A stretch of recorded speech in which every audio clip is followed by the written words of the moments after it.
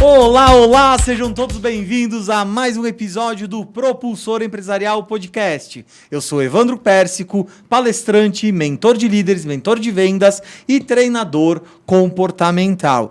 E hoje, nesse episódio do Propulsor Empresarial Podcast, eu acho que a gente pode dizer que teremos uma verdadeira aula, porque temos conosco alguém que, desde que esse projeto foi idealizado, esse alguém me vinha à mente como... Não, essa pessoa tem que vir, não tem como deixar de fora. E retrata uma demanda que todos têm. Aliás, existe um ditado, um dizer popular, que é mais ou menos assim. Todas as profissões nascem de uma profissão. E essa profissão é o professor. Tudo bem? E isso é algo que me envaidece muito de ter este convidado conosco, já vamos apresentá-lo, e me deixa muito feliz, até não só pela presença, mas tanto que é possível contribuir com todos aqueles que querem crescer, que é a filosofia desse nosso projeto. Mas antes de apresentar e passar a palavra, a gente precisa agradecer aqueles que nos apoiam e permitem que esse projeto tenha continuidade. Vamos lá. Furlaneto Tintas, tintas prediais, industriais e automotivas, presente em várias cidades da região. Gasperim Pilate Construções, construindo empreendimentos do bem morar, presente em 6 cidades. Bento Gonçalves, Carlos Barbosa, Caxias do Sul, Farroupilha, Garibaldi e Torres. Loja Ponto Moderno, especializada em móveis para sala de estar, salas de jantar, cozinhas, dormitórios e ambientes comerciais. Real Assessoria Empresarial, serviço de contabilidade e soluções estratégicas para negócios com visão de futuro para muito além do agora. Estúdio Visual, Comunicação e Design, sua agência de publicidade e marketing, serviços de assessoria, audiovisual, fotografia, branding, gestão de redes sociais e muito mais. E Vision Comunicação Visual, especialista em comunicação visual, com mais de 10 anos de mercado, comunicando a força de cada negócio. Agora sim, vamos apresentar o nosso convidado e estamos falando de Ricardo Antônio Reck. Professor e coordenador de cursos para graduação e pós-graduação há 16 anos. Doutor em administração na linha de estratégia e operações, com atuação em cocriação de valor, desempenho de mercado, imagem de produtos, marcas e empresas. Autor de quase 50 artigos científicos para revistas e congressos no Brasil e no exterior, com mais de 160 bancas acadêmicas como orientador e avaliador.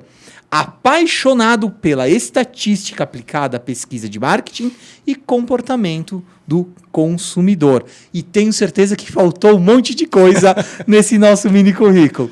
Para lhe passar a palavra, Ricardo, a provocação é: conhecimento bem aplicado multiplica resultados. Muito Ricardo, bem. Seja bem-vindo ao Propulsor Empresarial. Obrigado, Evandro. Obrigado, por estar aqui nesse projeto tão bacana. O Evandro, a gente estava falando aqui um pouquinho em off, antes a gente se conhece aí há mais de uma década, acredito, né? E é uma satisfação estar aqui, né? Principalmente para falar um pouquinho, não de mim, né? Obrigado pelas palavras aí, né? Não de mim, mas falar um pouquinho sobre a profissão, falar um pouquinho sobre a ciência da administração em si, né? Falar um pouquinho sobre a importância do estudo. Então, tenho certeza, né? Porque para quem é da área, né? Não só para quem é professor ou quem está estudando, mas a todos que estão aí no mundo empresarial, que costumam acompanhar também o teu projeto, né? A gente espera contribuir um pouquinho, então, nesse espaço. Com certeza vai contribuir bastante. Mas eu vou ter que dar mais uma apertada no que tange nossa provocação. Afinal de contas, conhecimento bem aplicado multiplica resultados. Sim. Vou chover no molhado, né, Evandro? Principalmente para quem acredita nisso, tá? Não é o professor Ricardo que está dizendo, né? Não são outros professores que estão dizendo, porque isso a gente poderia assim, mas ele é professor, então ele vai defender a busca pelo conhecimento, como uma questão de lógica, né? Mas assim, dados, né? Já que a gente está falando de dados, né? A gente consegue observar facilmente em pequenas buscas na internet, né? Como os índices de educação, como os índices de investimento em conhecimento, não só por parte dos governos, dos países, mas também das empresas, realmente refletem no desempenho. Então, é através do conhecimento nas diversas áreas, administração, medicina, engenharia, né, os recursos humanos, enfim, é através do conhecimento que a sociedade se desenvolve. Né? Se a gente pensar desde as primeiras invenções de materiais como a lâmpada, o telefone, o automóvel, mas também o conhecimento não de coisas materiais, né? O conhecimento da psicologia, o conhecimento da astrologia, né? O conhecimento nas suas diversas formas, né? A gente acredita, obviamente, né, que sempre a busca pelo conhecimento ela nunca vai ser em vão, né? Ela nunca vai deixar de trazer algum tipo de resultado, nem que aquela nossa busca reflita em dizer assim, olha, aquilo que eu pensava não se confirmou. Porque isso também é conhecimento, né? Quer dizer, um conhecimento que vem a desfazer as nossas crenças, né? Ou desconstruir as nossas hipóteses também já é evolução, também já é aprendizado. Costumo dizer muitas vezes para os alunos lá nos TCCs, muitos gostam de fazer pesquisas, enfim, de empíricas, assim, né, a campo, e eles dizem assim, mas aquilo que eu imaginava eu não encontrei no trabalho. E isso deixa de ser conhecimento? Claro que não. Quer dizer assim, tu enxergou uma outra face que nem tu mesmo pensava. Muito pelo contrário. Muito é um pelo contrário. Muito riquíssimo. Exatamente. Que legal. Ricardo, eu quero pegar só um pequeno para reforçar o teu dizer, porque na história da humanidade muitas coisas se inventaram, às vezes até no famoso sem querer, né? Temos a história dos saquinhos do chá, que já é notória, a própria Coca-Cola que nasceu como algo e depois se tornou outro algo. Enfim, não faltam cases de como algo nasce. Mas aí entra a sacada. Mesmo quando algo nasce ou acontece sem querer, para aquilo proliferar, é preciso que se debruce sobre isso, estudando, desmembrando, sabe, experienciando, e a partir disso algo deixa de ser uma ideia bem executada e passa a ser algo altamente bem sucedido, porque passa por essa etapa. Passa. Eu acredito, Evandro, assim, vou voltar no tempo para aqueles que talvez na minha geração tiveram isso, o cofrinho. O cofrinho. O cofrinho, né, onde a gente ia depositando as moedas, meu pai me dava o cofrinho. Não existe isso para mim de tive um insight no banho, ou tive um sonho e acordei. Para mim, não vem do vácuo, tu entende? Seria muito fácil dizer assim, nossa, de repente, assim, uma ideia, né, surgiu e é uma ideia que eu sei que vai dar certo. Eu acho que mesmo aquilo que a gente chama de insight, ou tive essa luz, né, tu vai buscar no teu repositório lá, né, que são as tuas pequenas moedinhas que tu tinha na poupança. Tu observou alguém fazendo uma coisa similar, tu leu um pouquinho sobre isso, né, tu assistiu um documentário, né, então são as pequenas moedas do teu cofrinho do conhecimento. Em determinado momento, teu cérebro liga os pontos, né, faz a sinapse e diga assim, olha, eu juntei isso com isso, né, o Lé com Cré, e eu acho que se eu for por aí, quer dizer, tu cria uma hipótese, né, então toda essa invenção, na verdade, ela é uma hipótese, quer dizer, vou tentar, e ela não vem do vácuo. Acredito nisso, né, que tudo aquilo que a gente observa vai se depositando no nosso cofrinho, e uma hora o cérebro liga os pontos e a gente tem aquilo que a gente chama de insight, né? Para depois materializar. Ou seja, a nossa vida a gente passa absorvendo as coisas, coloca no banco de dados. Exatamente. E às vezes o que a gente lê no livro ou busca eu ia dizer assim, na cadeira da academia, né? Mas o que busca, então, no meio acadêmico. Também. O que busca, e aquilo vai somando com a experiência de cada um. E aí se criam as grandes coisas. Sabe que me caiu uma ficha agora? Sabe quando eu aprendi o conceito de débito automático em direção a uma poupança? Pela minha mãe, que me dava mesada e dizia que eu não podia gastar. Terminou. É isso, ó. Tá aqui, a mesada tá aqui, mas tu não pode gastar. Pronto, o conceito de débito automático já tá bem enraizado. É isso aí, é contigo, administra. É isso aí. Muito bem. Ricardo, pra gente poder avançar, eu acho que é importante, quando a gente tem a oportunidade de ter alguém do meio acadêmico, e que vive isso, a pesquisa, as conversas, as informações, isso é muito valioso. E a gente está num ano que não dá para dizer que não seja atípico, porque é um ano que se tem, como todos, feriados, mas esse ano, então, ao contrário do ano passado, muitos feriadões. Temos também a Copa do Mundo, que talvez a nossa região, da última Copa, parece que não é que não deu muita bola, mas foi menos impactada. Mas empresas lidam a nível nacional e são impactadas. E temos, obviamente, também as eleições, que sempre é um impacto. E aqui não entrando em lado político, A, B, no isso... sentido de ser bastante coisa para um ano, né? Bastante coisa para um ano e que normalmente tira o foco de muita gente. E eu tenho conversado com alguns empresários que me trazem preocupação com 2026 e já com 2027. Aí eu não sei se caberia essa pergunta com 2027 junto, mas qual é a sua visão em relação ao que teremos esse ano? E se aqui já não é a intenção jogar uma casca de banana, mas se a gente já consegue já espichar o olho para 2027 também, o que a gente pode perceber? O que pode vir de bom ou de talvez não tão bom para nós? Muito bom. Obviamente, assim, né, todo ponto de vista é a vista de um ponto, né, como a gente diz. Tá? Então, obviamente, aqui quem está falando é o professor Ricardo, com base naquilo que ele lê, com base naquilo que ele observa, com base naquilo que ele acredita. Né? E a gente sabe que nem todas as visões são similares. Né? Os dados, novamente, apontam que nós estamos num momento bom. Né? Assim, nós estamos falando aí de dados de produção, de dados de empregabilidade, né? A questão do dólar, a questão do câmbio. Quer dizer, assim, o Brasil vive um momento positivo. Né? Então, muitos, por exemplo, analistas compartilham dessa mesma visão, ou seja, são um pouquinho mais otimistas. Né? Okay. Acredito que preocupar já com 2027 é demais. Né? A gente está num podcast que fala bastante de estratégia, certamente, né? E eu lembro sempre de um livro que não é tão recente assim, que é o do Henry Mintzberg, que ele é chamado Ascensão e Queda do Planejamento Estratégico. Né? O título já é provocativo. O que ele quer dizer? Né? Que não é que a gente não deva se planejar. Se tu observar só o título, ele pensa, tá, então vamos parar de planejar ou vamos parar de fazer análise de cenários. Não é isso. Né? Mas o que ele está dizendo? Que as coisas são tão rápidas, né? Que os movimentos do ambiente do mercado estão cada vez mais turbulentos e mais rápidos, que já não faz mais sentido, talvez, um planejamento tão extenso. Né? Talvez, se a gente considerar que esse ano, principalmente, nem digo em termos de Copa, né, Evandro? Mas é um ano de eleição, né? E uma eleição que se avizinha muito pesada, como tem sido já as duas últimas, digamos assim, principalmente em termos da esfera federal. Acho que pensar no 2027 é uma ansiedade desnecessária. Né? Quase incoerente nesse momento. Já temos problemas que chegam, né, para 2026. Concordo plenamente. Obrigado, Ricardo. Não sou só eu falando isso, é uma coisa muito boa. É muito bom. Porque são misturas de sentimentos, né? Certo. Então, gosto muito de pensar de uma forma muito otimista. Estamos num caminho bom. Né?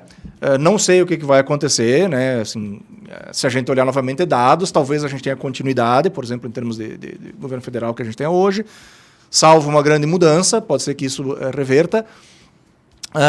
Tive oportunidade já de falar sobre isso aqui em outros eventos ou em outros programas. Né? Acredito que eu sinto falta, por exemplo, de um apaziguamento de ânimos, né? Porque o que todo mundo quer, principalmente no meio empresarial, é previsão de estabilidade, né? Quer dizer, um pouquinho de calmaria, né? Seria muito salutar para a gente... Águas calmas para navegar. Águas calmas, né? Porque aí tu consegue, né, realmente sentar com a tua equipe, com os teus fornecedores, junto com os teus clientes, pensar em novos produtos ou novos serviços. Se tu importa ou exporta, isso pode ser muito decisivo, né? Lida com o comércio exterior.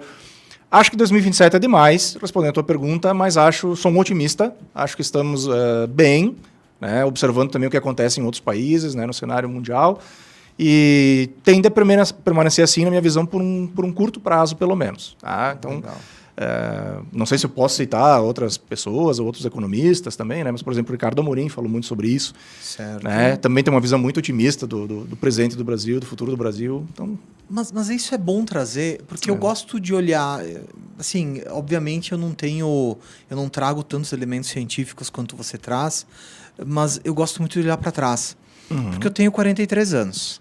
Tá jovem. Eu sou jovem, imagina. Não tenho nenhum cabelo branco. Tá jovem. Nenhum cabelo branco, então isso é uma coisa boa. Ricardo, mas olha só, eu lembro com muita tranquilidade. Isso, eu fui vítima de bullying com a história da Guerra do Golfo Pérsico. Sim. Que tinha a Guerra do Golfo Pérsico quando eu era criança. Aí depois tivemos o Plano Collor. Aí depois tivemos... Eu lembro de positivo da minha infância o tal do Fusquinha do Itamar. Sim. Que teve o Fusquinha do Itamar. E aí, vindo anos... Eu, sinceramente, talvez os primeiros 4 anos do Plano Real, talvez...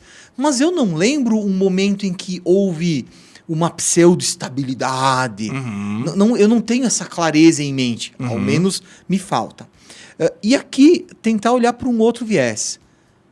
Com tudo que se passou, pandemia, que volta e meia a gente cita, as enchentes, As empresas estão aí. Sim, lamentavelmente, algumas ficaram pelo caminho. Perfeito. E isso é muito triste. Falava outro dia com a consultora Morganaime o quanto é triste quando uma empresa fecha. Então, a gente olha para isso e não tem como negar que também acontece. Sim. Mas também não tem como negar que muitas empresas sobrevivem, se mantêm, ficam cada vez mais fortes. E aí, você usou alguns cenários do investimento. Hoje, o risco do investimento não é nem mais o volume monetário do investimento. São as incertezas do que pode acontecer. Perfeito. E aí entra existe um ditado, e aqui eu vou ponderar sobre ele, que a história não lembra dos covardes. E se me permitem, nem dos que quebraram. Então... Porque é contada por quem fica, né? Isso aí. Então, vamos lá. Eu acho que é possível ser audacioso dentro do olhar, contudo não irresponsável. Exato. E é o que a gente vai sempre preconizar aqui. Mas maravilha. A parcimônia, né? A parcimônia, isso. Vamos lá. Passos de bebê. Constância. Constância Passos de sempre. bebê. Constância, mas sem parar. E aqui, se você me permite, acho que tem tudo a ver com a próxima pergunta que eu quero te fazer. Porque vamos lá. Falamos dos desafios estratégicos. Aqui, obviamente, estávamos falando antes de entrar no ar de funil, de marketing, aqui, né, com o jogo, de gravação de vídeo, de estratégias.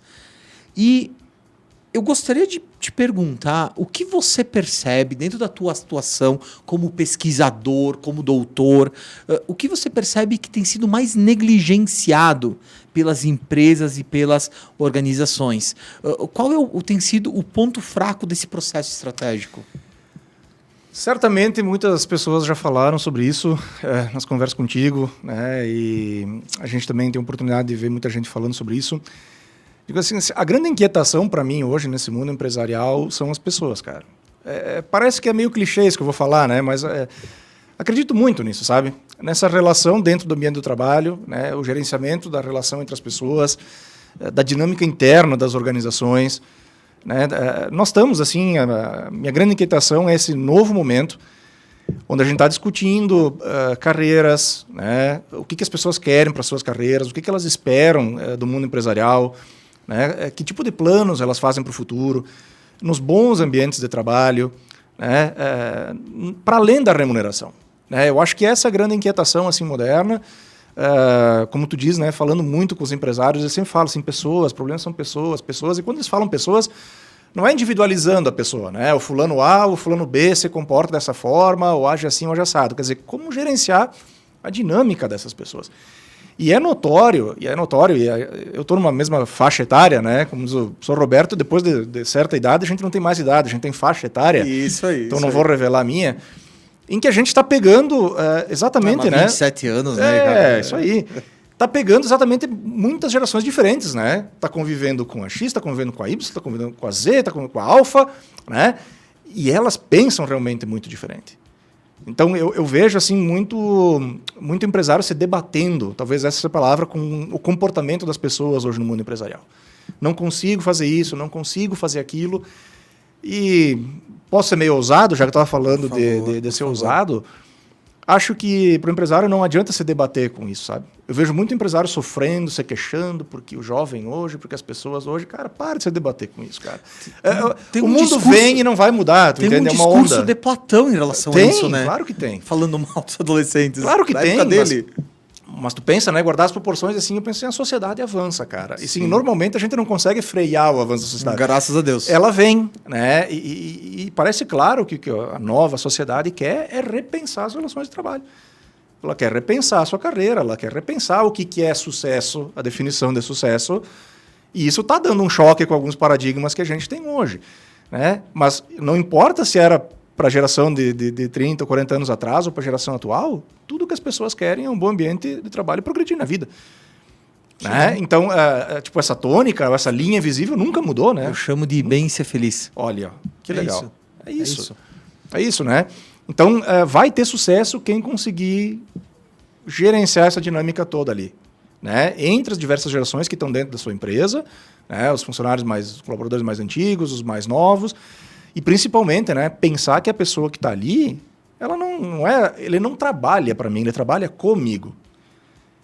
Não é uma só palavra, né? Porque tem muito empresário que ainda pensa assim, fulano trabalha para mim. Não, a lógica tem que ser fulano trabalha comigo. Isso tem muito E aí dá significado. uma ideia de paralelismo, né? Quer dizer, eu vou crescer, vou ter lucro, vou progredir, sei lá, vou abrir filiais, vou exportar, não sei, mas ele vai crescer também. Isso aí. Né? E se ele não visualizar a oportunidade de crescer junto, obviamente que ele vai procurar outra alternativa, né? O famoso vai pular fora. Vai pular fora. Vai pular fora, muito bem. Sabe que eu percebo, eu acho que vale... Eu acho que esse ano especificamente se perdeu algo que poderia ter contribuído mais. Porque quando entrou a NR01, claro que os empresários se preocuparam. Sim. Vou ter que cuidar disso agora Isso. também. O problema é que logo em seguida veio a reforma tributária. Uhum. E parece que a NR01 acabaram colocando no colo do pessoal que faz segurança do trabalho. Psicologia. Isso, e se virem. E se virem. Isso é coisa para RH. Isso é coisa da RH. Agora eu vou começar a olhar a reforma tributária. Infelizmente é tudo, né? E esse é o elemento que me incomoda, porque se perdeu uma boa oportunidade ali, me parece. Sim, sim. Porque eu acredito que deveriam ter dado um pouco mais de tempo para que Entre duas coisas tão grandes. tão grandes. E a NR01 ela tinha um potencial de impacto muito mais forte na cultura empresarial do que de fato vai ter. Concordo contigo. E isso, lamentavelmente, pela pressa de botar todo mundo tudo junto. Mas, enfim, mais uma vez, a realidade que nos colocaram é essa, que a gente vai ter Tudo que lidar. ao mesmo tempo agora. Isso. Até porque eu acredito que a gente vai ainda olhar para a NR01 depois do barulho da reforma tributária, que ninguém sabe direito ainda o que vai acontecer, né? Eu trouxe até o pessoal da Real Assessoria, aqui eles explicaram e a ideia é que possamos trazê-los novamente para dar mais explicações, e que tem muitas incertezas ainda. Mas, de novo, foi muito legal isso que tu falou, Evandro, porque assim, uma coisa se sobrepôs à outra, né? E, de certa forma, postergou, mascarou a importância, né? Mas, em contrapartida, vamos olhar de novo pelo lado positivo, né? São grandes mudanças e obviamente, aquilo que mais afeta de forma direta o faturamento, o bolso, então, é a reforma tributária, enfim. Perfeito. Lá em casa também, minha esposa, né? Ela disse, agora tudo que eu quero é entender a nova reforma tributária. Então, nesse ponto, olhando por um viés positivo, quanto curso, né? As empresas estão buscando curso sobre isso, assessoria sobre isso, palestra sobre isso. Então, de novo, olha, por exemplo, é uma grande reforma que obriga as empresas atrás de conhecimento sobre ela. Voltamos aos tópicos Voltamos ao anteriores. conhecimento. Quer dizer, primeiro eu preciso entender isso aí. Então, vamos por partes. Então, vamos olhar, né? O lado positivo obriga tu em busca desse conhecimento para te preparar. O mesmo vai acontecer com a NR1. Né? Ela foi um pouquinho empurrada para frente, assim, mas vai acontecer porque, na verdade, já está acontecendo em termos de sofrimento. Isso. As empresas estão sofrendo, as pessoas estão sofrendo, quer dizer, ela está acontecendo. Então vai chegar o ponto em que tu vai ter que tratar isso aí. Algumas empresas estão na frente de outras, né? Como Perfeito. sempre. Mas... que algumas empresas, mesmo sem NR01, já faziam boas coisas. Então, ok. Mas olha só que legal. Em épocas que a gente fala em inteligência artificial, em ChatGPT, em Gemini, enfim, tudo que existe, em que alguns até insinuam que essa tecnologia vai deixar as pessoas mais burras, e você vê que as pessoas estão se esforçando para aprender a usar, estão se esforçando para aprender grandes coisas, estão se esforçando.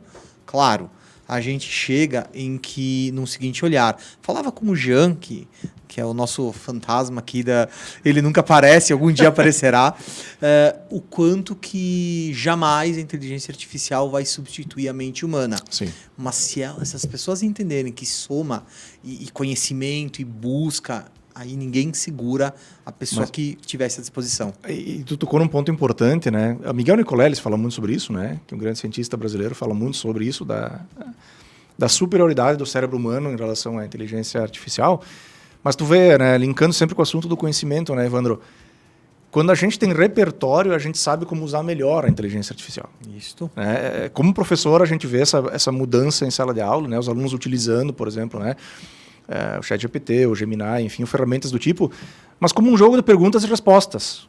Né? Isso é uma ínfima potencialidade da ferramenta, né? E muitas vezes tu não sabe como perguntar. Usar o ChatGPT como Google como no mínimo perda de tempo. Exato, né? Então, quer dizer assim, a pessoa que ela já tem, por exemplo, sei lá, uma certa bagagem, ela faz, se for um jogo de perguntas e respostas, melhores perguntas né? E vai exigir mais da ferramenta, de modo que consiga dialogar com a ferramenta. A pessoa com pouco conhecimento, pouco repertório, faz uma primeira pergunta, a ferramenta dá e é possível que ela pare por aí.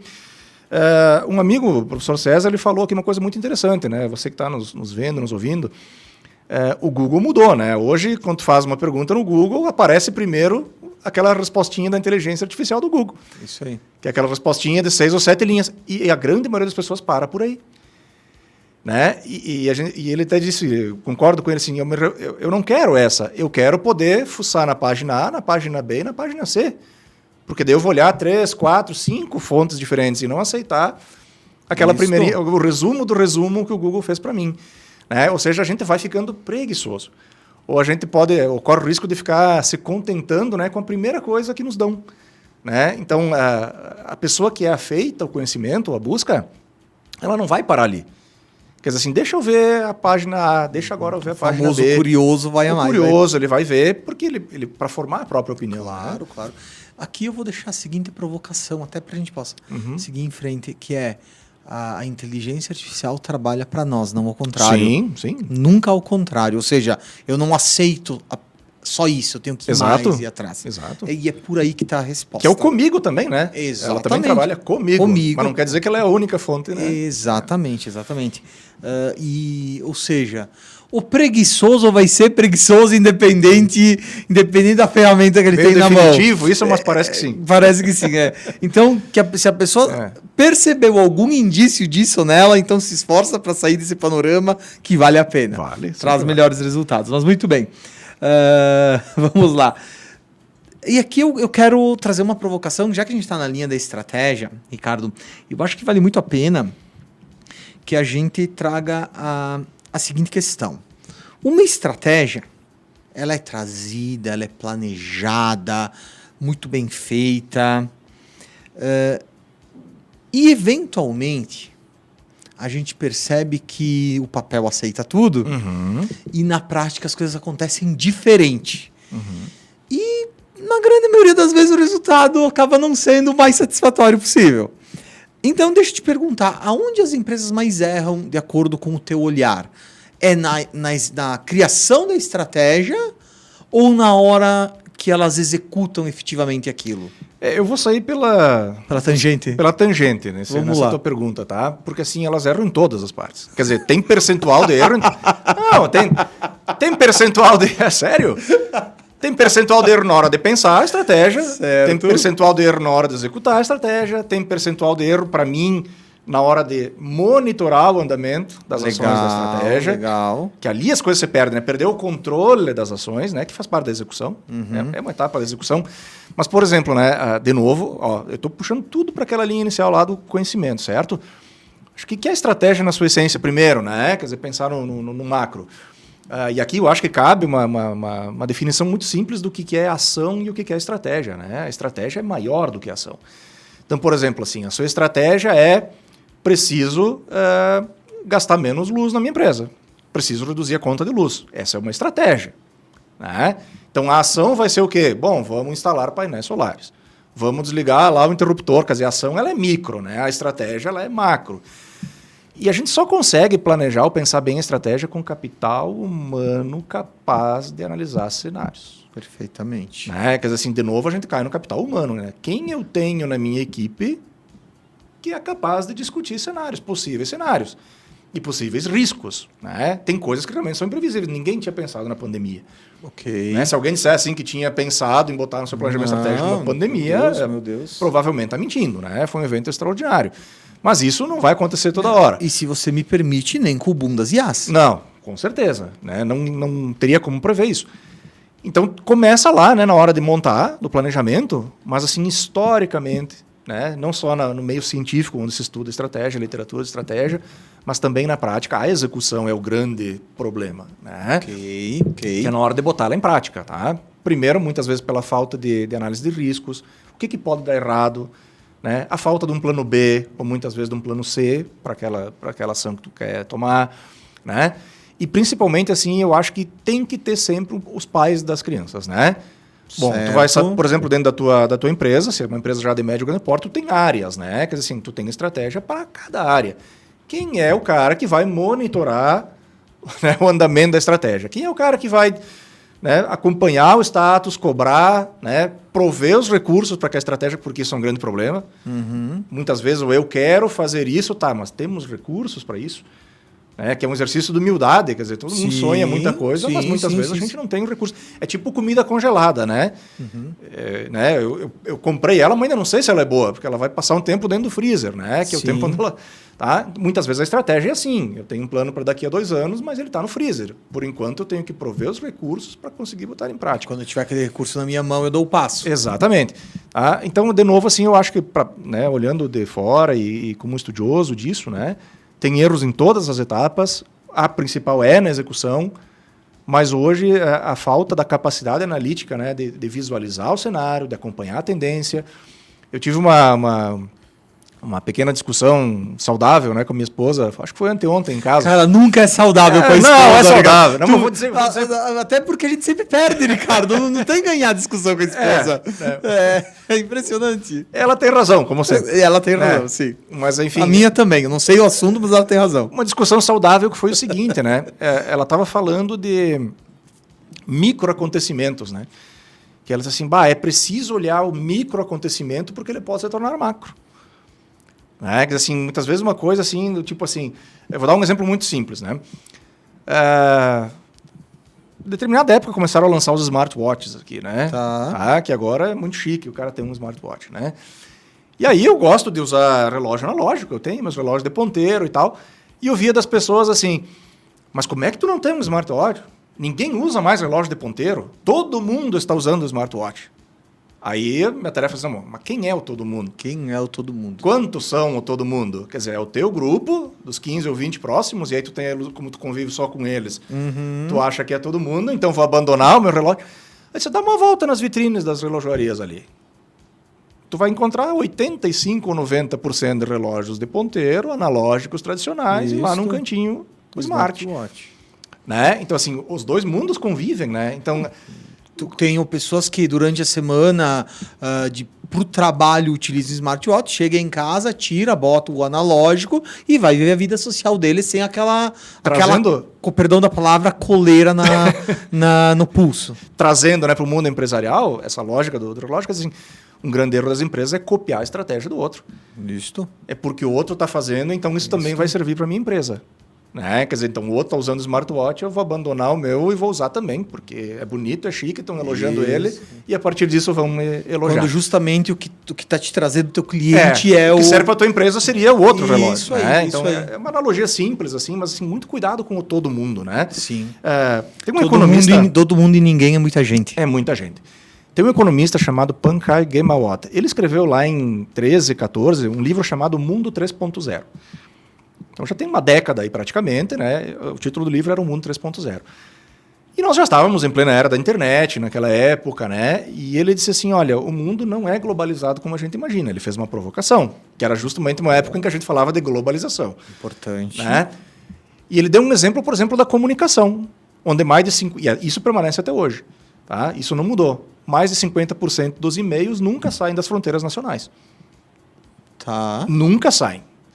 A gente continua se comunicando de forma muito paroquial, digamos assim. Certo. Né? Quer dizer... Paroquial mas tipo assim, forte. Quantas são as... Né? Tem 200 países no mundo. Isso, sim. Né? Sim. E a grande maioria da tua comunicação se dá de forma interna. Sim. Claro que até a gente tem as empresas exportadoras e tal.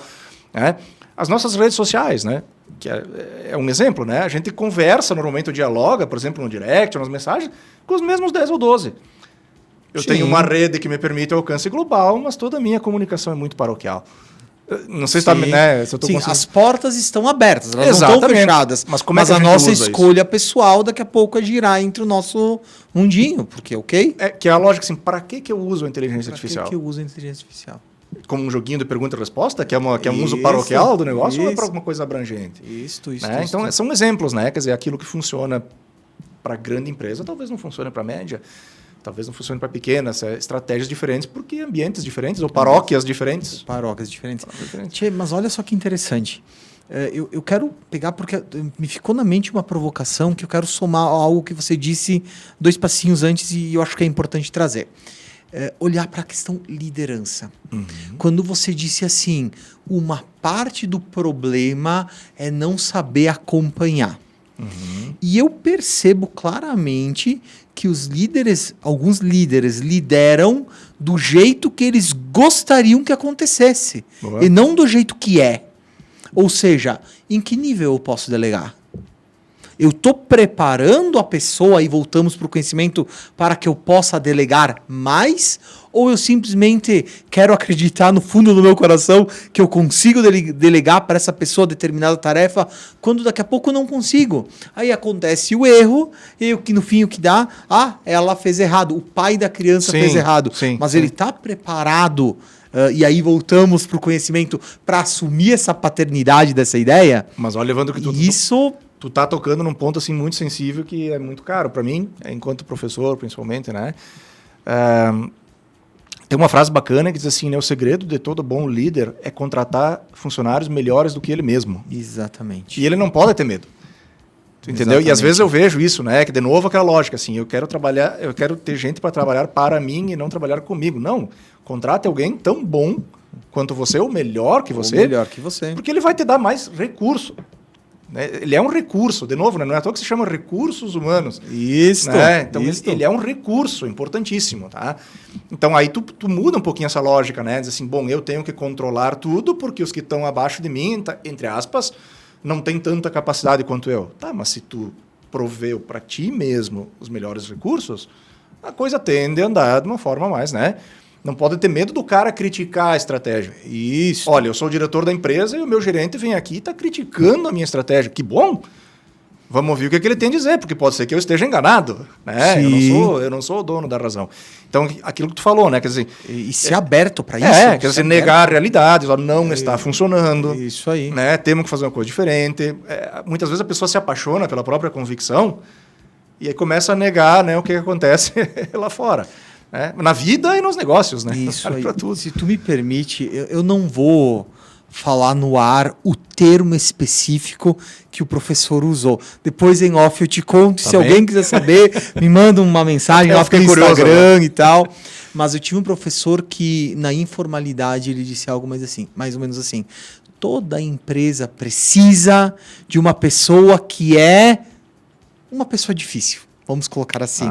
Uma pessoa que é do contra. Eu ia fazer a provocação, um pessimista, inclusive. Um pessimista. Que conteste tudo o que foi dito. O pessimista, ele tende a ver um cenário que tu não quis ver. Isso aí, exatamente. Ele já te dá e aí tu já te prepara, nem que seja para um debate. Para um plano B.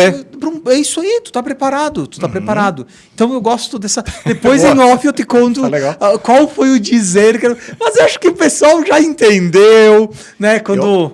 Enfim. Não tenho medo de dizer, tá? Eu sou o pessimista. Tu é o pessimista? Eu sou o pessimista. E eu diria assim, então, o pessimista no sentido de cauteloso. O cauteloso. Sei lá, nós estamos às vezes numa reunião de amigos ou da família, alguém está fazendo um plano, eu sou o cara que diga assim, veja bem. Tu entendeu? Mas não é para puxar.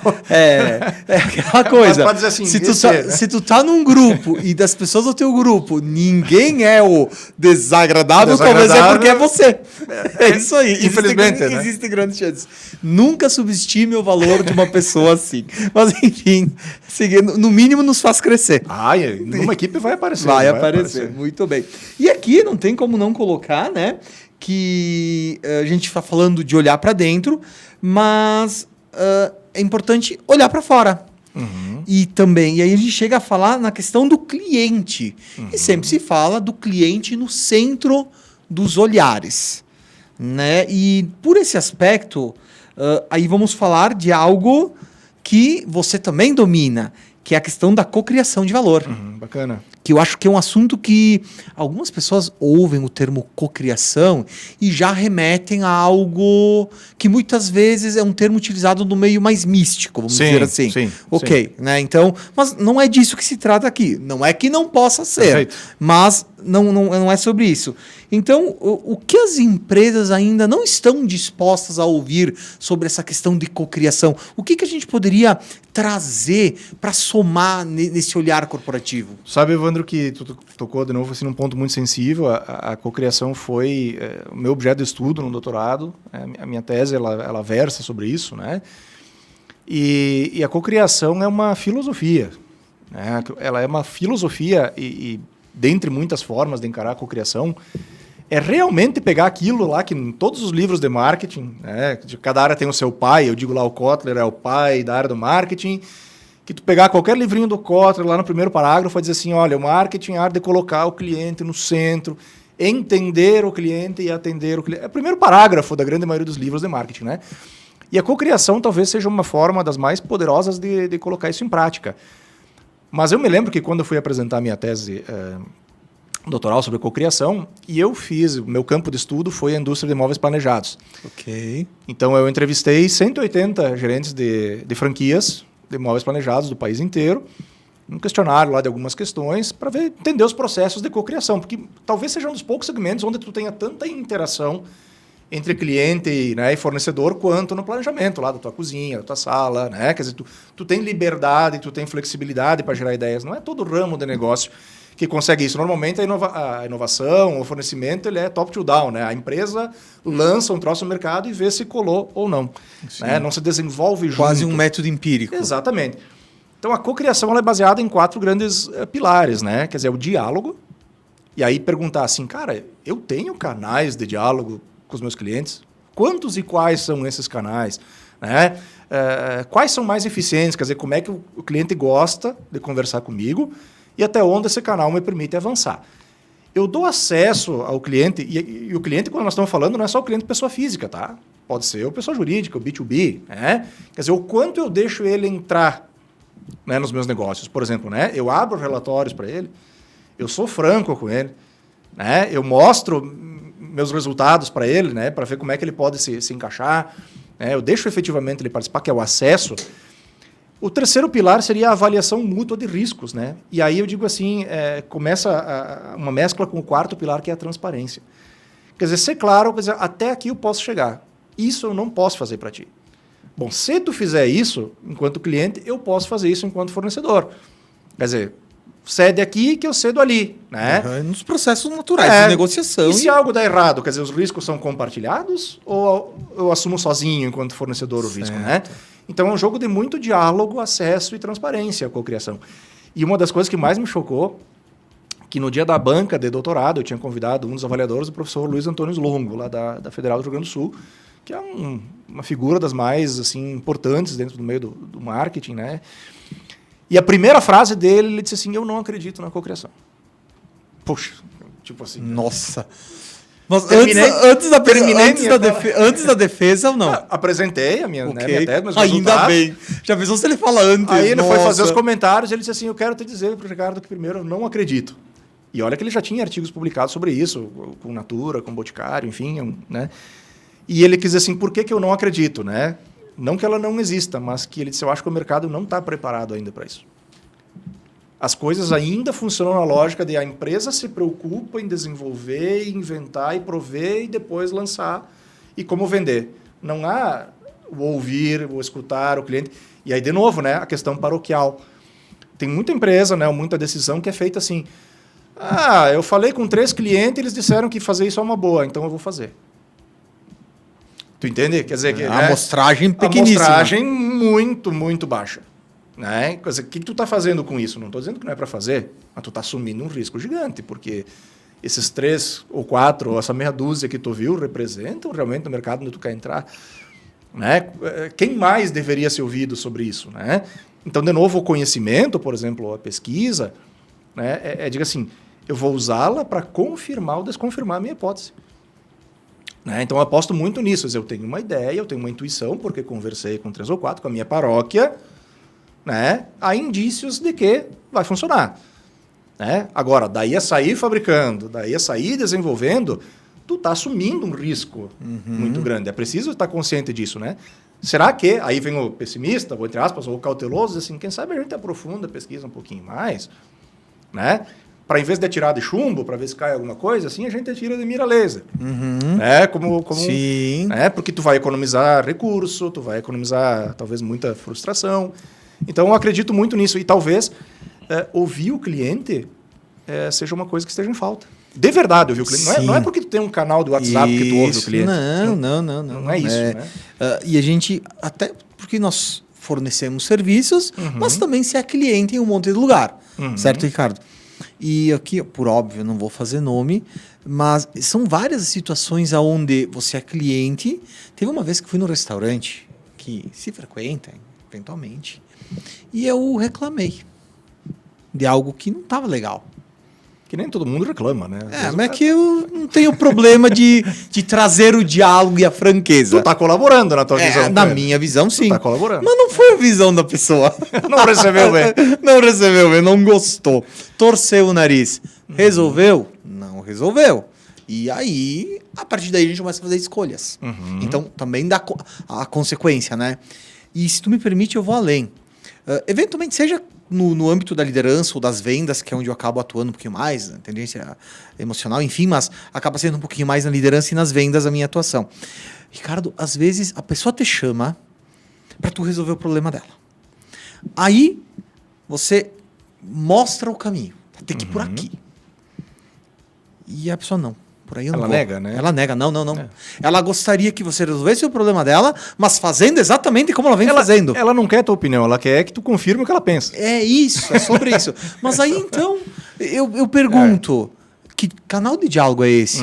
Então, eu acho que, e aí, obviamente, são pilares e todos têm a mesma importância, mas como a minha pós ela é em comunicação, eu não consigo não puxar essa brasa para o passado, porque para mim a dor maior vai estar sempre na comunicação. Claro, sem desmerecer a tese, pelo amor de Deus, mas é que na lógica dos pilares, e talvez aonde eu tenha, como se diz tecnicamente, o famoso lugar de fala, né? É a questão da comunicação, onde eu posso falar e eu percebo gaps perigosos. Perigosos para o sucesso, para a existência de algumas empresas. Mas, enfim... Posso, por favor, por favor. Fantástico. Isso que eu disse, as coisas não estão desligadas, elas se comunicam, né? Em sala de aula, às vezes, a gente conversa com os alunos também sobre isso, né? De que se um dia eles forem, e muitos alunos hoje querem ser empreendedores ou querem ter seu próprio negócio, né? De novo, a gente insiste, né? Não se trata de novo, nos primeiros livros de empreendedorismo, diz assim, o empreendedor é aquele que assume riscos. Capacidade de assumir riscos. Perfeito, né? Na folha, na letra, é romântico e bonito. Só que assim, ó, o que é legal, né? Diz assim, o legal é tu sair atirando primeiro quando tu tem uma rede de proteção embaixo. Tá cheio de empreendedor que vem de uma família sólida. O trapezista, no início, ele tem a rede reserva embaixo. financeira, que se quebrar, sei lá, o pai ou a mãe dá conta, né? Quer dizer, não vai falir. Né? Ou tem um capital que ou não tem um capital guardado. Isso. Né? Agora, assim, o pobre, eu digo assim, o pobre só tem uma bala. Só tem uma bala. Ele não pode errar. Né? Então, muito mais quem tem poucos recursos, seja mais cauteloso.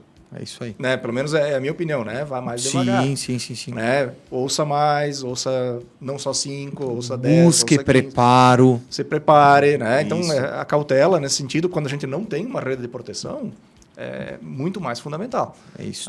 Isso. É sobre isso, Ricardo. É sobre isso. Muito bem, muito bem. Eu quero prosseguir, mas a gente já começa a entrar na última curva. Tá bom, vamos né? lá. E o tempo é algo assim que aqui, quando a gente começa a conversar, ele voa. Porque, enfim... E antes de a gente dar continuidade, eu não posso perder a oportunidade de saber um pouquinho mais sobre quem é o Ricardo. Opa! Porque, querendo ou não querendo, as pessoas estão nos acompanhando, né? Muitos que te conhecem, que vão te prestigiar, mas algumas pessoas vão querer saber quem que é o Ricardo.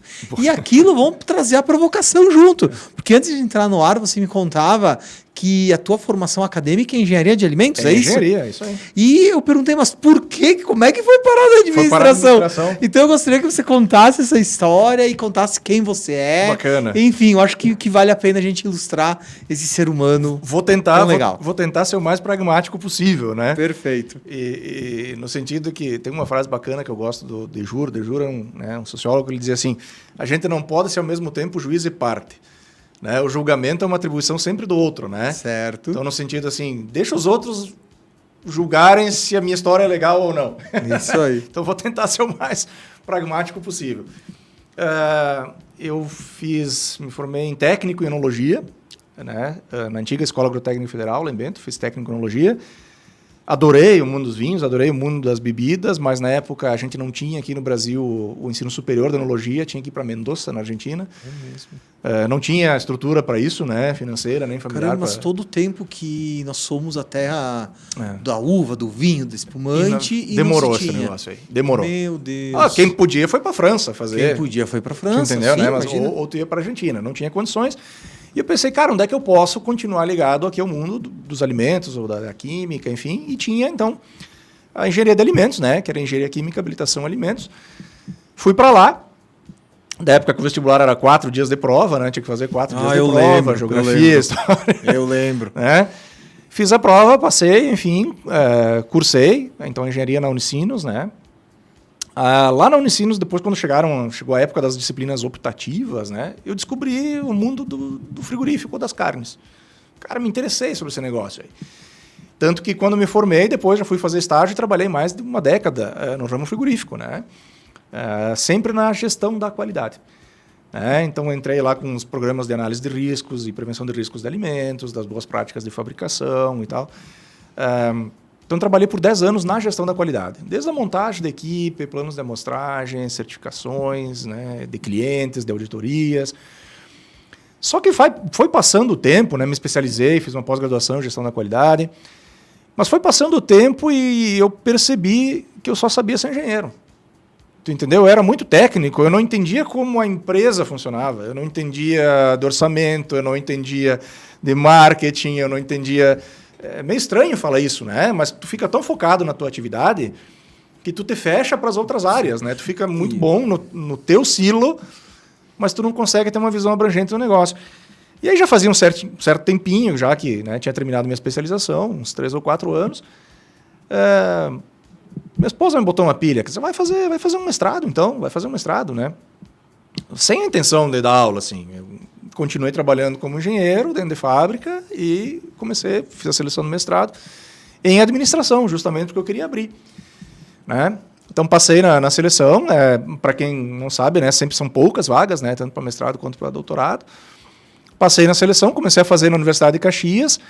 E numa das disciplinas do mestrado de administração, que era comportamento do consumidor, surgiu outra paixão. Né? Das disciplinas que eu gostei, para além da estratégia e tal, o comportamento do consumidor, a psicologia, e a sociologia, a economia, como explica, né, como as pessoas decidem, como é que as pessoas decidem por comprar produto A ou B, né, quais são os fatores que influenciam. Me interessei pelo comportamento, aí fiz a minha dissertação nessa área, né, do comportamento do consumidor, da imagem de produtos. Entre o início e o meio do mestrado surgiu a oportunidade da aula. Uma amiga minha, a professora Adriana, que é minha colega até hoje, ela disse assim, olha, ela já era professora numa instituição aqui da região, ela disse, olha, estão precisando de um professor para estratégia, tu não quer lá fazer seleção, né? Acho que tu tem jeito de professor. Que legal. Foi assim, a minha madrinha, eu digo assim, né? Minha madrinha na docência, né? Alguém tem que dar uma impulsionada, né? Fiz a seleção, passei, enfim, e comecei a dar aula então na disciplina de estratégias, né? Estratégias empresariais. Terminei o mestrado, já tive proposta de ter 5 noites de aula. Quer dizer, fui bem sucedido no meu primeiro semestre, já quiseram me dar 5 noites de aula em estratégias. E eu disse, olha, esse troço começou a ficar interessante. Se tu perguntar para qualquer pessoa que for professor, ele vai dizer a cachaça. É o jargão do gênero, né? Dar aula é uma cachaça. Dar aula é uma cachaça. E aí eu disse, bom, se eu der 5 noites de aula e tal, não sei o que, o troço começa a ficar interessante, também financeiramente. Também financeiramente, né? E aí me ofereceram, numa determinada instituição, 5 noites de aula, e na instituição onde eu estou hoje me ofereceram, além das aulas, a coordenação de curso. Eu disse, puxa vida, eu acho que vamos mudar de carreira. Que era uma decisão assim muito ousada, né? Largar mais de uma década de experiência na indústria, era bacana como engenheiro, tipo, sabe? Sim. Comprei meu apartamento, construí minha casa, as coisas estavam andando, ok? Sim. Mas disse, não quero mais ficar dentro da fábrica, quero dar aula. Porque é uma mudança radical. A gente não nasce a gente se torna professor, né? Tu tem que aprender a ser professor. Isso. Então sai de um lugar onde tu estava totalmente seguro para ir para um lugar totalmente novo. Isso. E uma régua nova, né? Nova. E alta, porque a gente diz assim, o aluno de noite ele está cansado porque ele trabalhou de dia, né? A maioria dos professores também está no terceiro turno. Também está no terceiro turno. Ele trabalhou lá na sua empresa de manhã, de tarde, ele vai para o terceiro turno também. E tem que estar lá sorridente. Isso. E se ele dá, por exemplo, 3 disciplinas, ele tem que estar animado para as 3, e a cada semana conteúdo novo em 3 disciplinas. Então há uma demanda muito grande. Mas gostei da ideia. Gostei, topei o desafio. Então, desde 2010, eu vivo da atividade de professor. Larguei as fábricas, né? Digamos, 16 a anos parte já. industrial já são 16 anos como professor e coordenador, pesquisador, né? Então, no nosso meio, a gente tem que escrever, tem que publicar, tem que participar de eventos científicos e tal. Gosto muito da atividade de orientar, né? E aí, terminado o mestrado, obviamente, já fui para o doutorado, né? Talvez... temos tempo? Não, é que, na verdade, escutei um barulho, achei que estava me Não, chamando. tranquilo. Prossiga, por favor. Talvez, no meio empresarial, por exemplo, se usa muito a palavra mérito, né? Meritocracia, né? Crescer por mérito, né? E o meio acadêmico, ele é puro.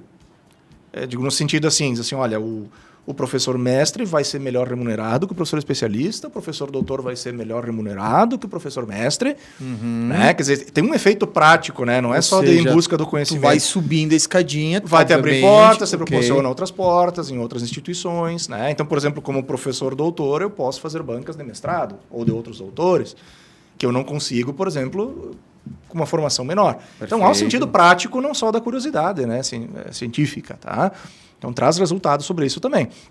Então, percebi que era bacana, que eu gostei. Obviamente, tem alunos que devem me odiar até hoje, mas deve ter alunos que me adoram. A gente não consegue agradar todo mundo. Ricardo, né? Nem Jesus agradou a todos. Jesus agradou. Meu Deus. Mas acho que estou indo bem, gosto da função e estamos ali, né? Então, esse mais ou menos sou eu. Né? Okay. Além de professor e coordenador, tenho uma empresa como microempresário, né? Tenho uma atividade de MEI, né? Onde eu faço consultoria acadêmica, principalmente acadêmica em análise de dados. Que legal. A galera tem medo da estatística, né? E agora, graças a Deus, assim, o marketing está entendendo que números são importantes, porque... Graças a Deus. O marketing fugia do Excel, digamos assim, como o diabo fugia da cruz. Né? E agora, então, não só pega o Excel, como pega os analytics, como pega a estatística, como pega... Então, isso abre um campo muito interessante.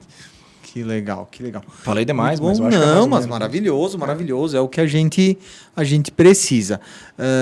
E eu lamento profundamente o nosso tempo... de fato, está encerrando. Mas eu gostaria aqui, então, né, Ricardo, de já te fazer o convite para termos novos momentos como esse, porque foi muito legal. Eu teria mais perguntas para te fazer e eu tenho certeza que você teria muito mais coisas para compartilhar também. Tá, e vai chegar a hora do Evandro ser entrevistado também ou não?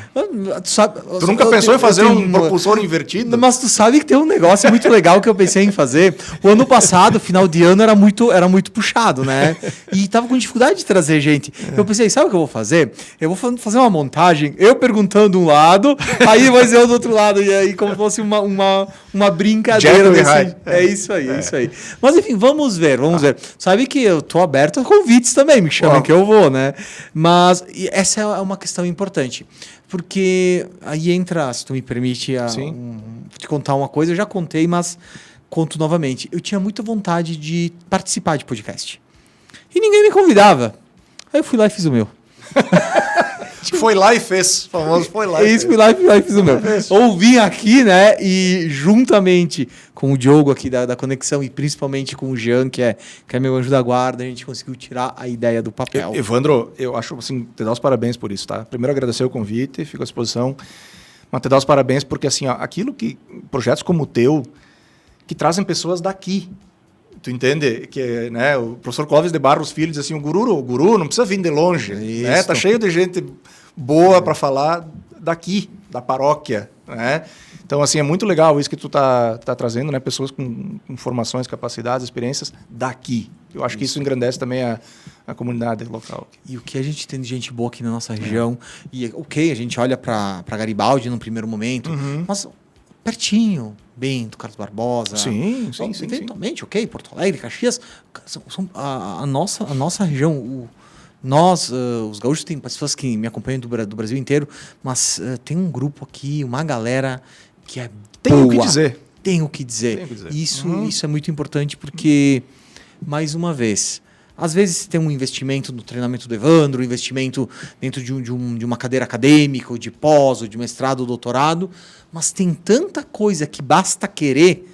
YouTube é de graça, Sim, né? sim. É só entrar e assistir e aprender. Enfim, esse é um pouquinho do que a gente devolve, né? Eu trago um pouco da minha fé, um pouco que a gente devolve para Deus com tudo que a gente recebeu de volta. Sim. Sim. Nunca vai ser o suficiente de devolver, mas enfim. Seguimos. Já encaminhando para o encerramento, tem uma pergunta que eu faço em todos os meus treinamentos, que eu adaptei um pouquinho aqui para o podcast. A pergunta que eu quero te fazer é: o que mais pode ser dito para que esse nosso momento tenha valido a pena? Bom, primeiro, o momento valeu a pena, né? A oportunidade de dialogar, eu digo assim, com pares, né? Quem é do mundo, do nosso mundo, quem é do ramo, né? A gente não está aqui para ensinar, né? Tu me trouxe para compartilhar uma ideia, né? Então, só por isso valeu a pena. Não é a promoção do convidado que está aqui em jogo, né? Então, acho que o que fica, né, de momentos como esse, né, e o tema, voltamos à frase inicial, né, da busca pelo conhecimento, tá? Não importa a formação acadêmica em si, é estranho eu dizer isso sendo um professor, sabe? Mas buscar te aperfeiçoar naquilo que tu escolheu, quer seja através do curso, da palestra, do canal do YouTube, do teu pensador preferido, né? Mas manter-se em movimento, né? Aquilo que o Einstein dizia, né? Quer dizer, assim, mantém em movimento que daí a bicicleta não cai, segue pedalando, tá? Então, veja bem, né? Analise as opções, mas sempre escute alguém, né? Sempre vai ter alguém que tem algo a nos ensinar, ou que sabe um pouquinho mais do que a gente, e também alguém disposto a aprender conosco, né? Então, momentos como esse são momentos de compartilhar. Eu acho que isso tá precisando, compartilhamento, né? E aí tu é da comunicação, escutar, não só falar, né? Compartilhar as ideias. Então, só isso faz valer a pena.